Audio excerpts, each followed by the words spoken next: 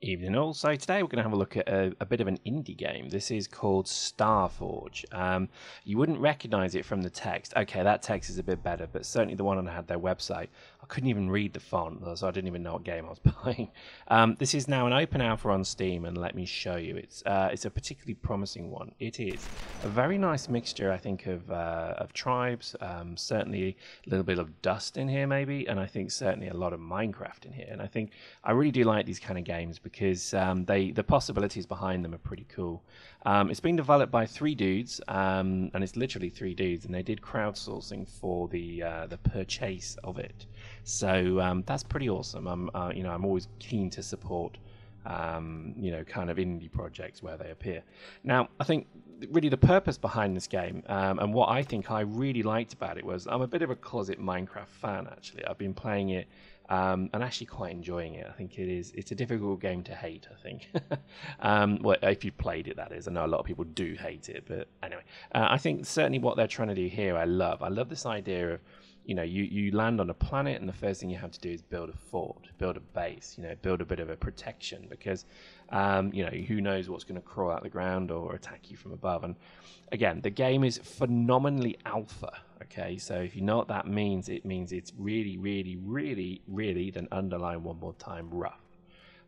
There's still not a lot of the functionality in here as well, but what there is, I'm showing you here. So firstly, the ability to build a base. That's probably the key one I found really quite enjoyable. And again, there's different types of materials as well. So there's different blocks, there's different things you can do, but again, look at it, you can basically start to build a base, and you have things like wood, concrete, metal, and so on, and more coming. So again, this is one of the beauties of I guess the way the industry's going now is it's never really just about a finished game necessarily all the time. It's usually the people who almost play these things become involved with them right at the very start while they're being developed even. So it's kind of the way it's going, and I like it. I think it's really cool because you can almost, to a degree, influence the development, which is pretty cool. This game, as it stands, is very much around gathering resources, building things, crafting. There's a huge crafting piece, and I think really it's all around,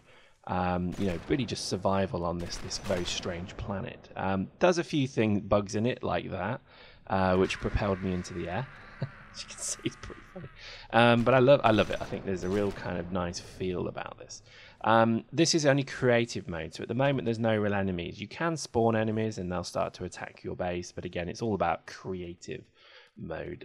There is a second mode, which I'll show you in just a few minutes, which is a bit more about run and gun and all that good stuff. But I think games like this, you either love them or you hate them, I think. And, I'm a big fan of these things because, I don't know, maybe I played with too much Lego as a kid, but I do enjoy, building stuff. I enjoy building stuff, but I also enjoy destroying it. Now, this game promises so many different levels of interaction here because it's not just about building a base on the ground out of wood.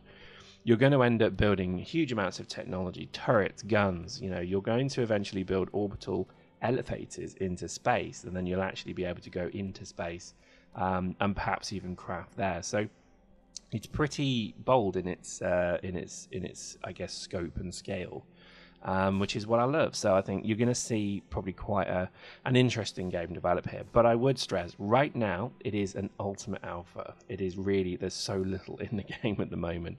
I don't even think the missions work at the moment as well. So, just be aware of that. If you're interested in these sort of games, be very aware there isn't really anything in the game other than what I'm showing here.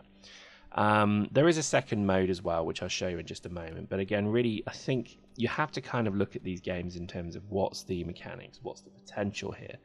And I think these kind of games are really just about what can the mechanics do. Now, again, in terms of what the capability here, they don't want to just create a kind of Minecraft sandbox. They want to create an MMO. So, they want to have communities of people trading with each other, maybe fighting with each other, fighting over resources, stealing other resources. And that's going to lead to some really interesting kind of mechanics and gameplay because, again, I think a lot of the time it's the players that make the game sometime. And I think certainly a lot of developers understand this now.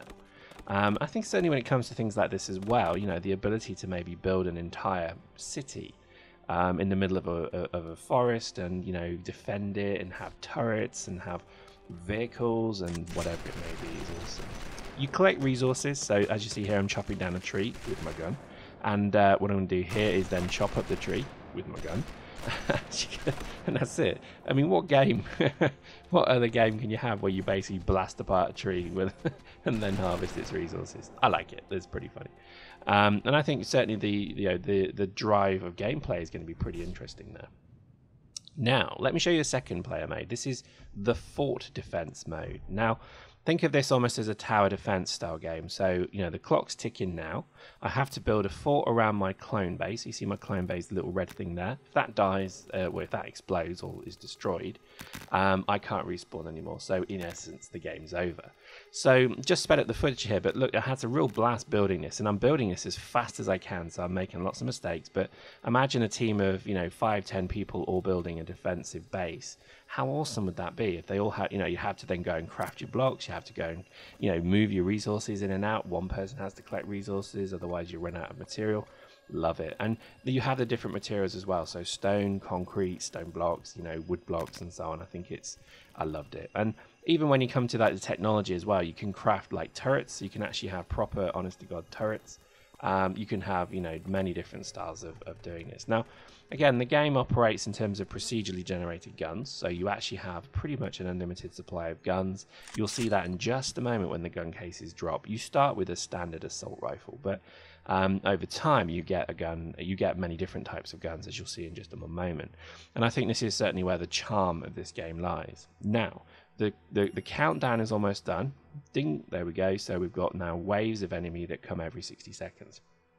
And it's about killing them quickly, gathering resources, and getting going. Now, obviously, at the start of this, they're pretty weak. They're kind of like weird kind of Arrakis sandworms, or whatever you want to call them. They're a bit strange, but they get bigger, trust me, as you'll see. But again, you can see the gun cases are dropping down, and these are kind of giving me much better guns that I can start to use. So we'll show you them right now. We'll have a look at them. The guns in general are procedurally generated as well. So you can see here, they're kind of randomized, I guess. So we've got a nice minigun here that does a huge amount of damage. We've then got, I think, another minigun, and then we've got, our trusty, how to describe this? It's a 3-pronged chainsaw. So when one chainsaw isn't enough, and 2 isn't enough, you need 3. So again, very strange, but love it. I think it's really quite funny.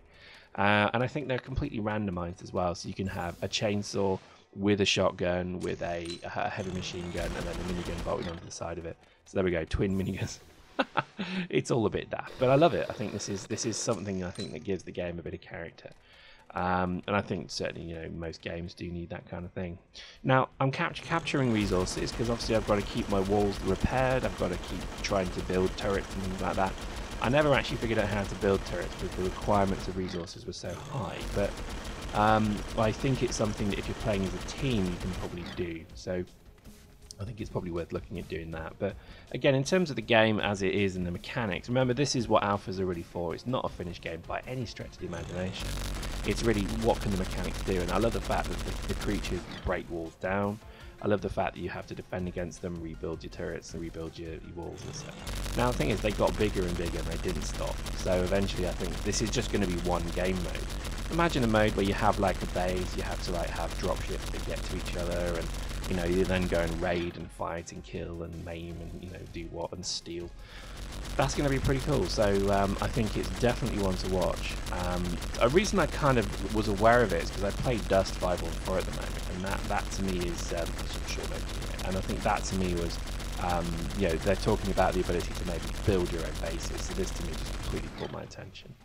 But there we go, killed the big worm, and we'll end it there. But hopefully enjoyed that. I think if you're going to maybe look into this game, maybe wait for the next big release to come through, because that should have digging in it. So that starts to really open up the game. But I think as it stands now, it's probably one just to watch. Hope you enjoyed that. See you next time.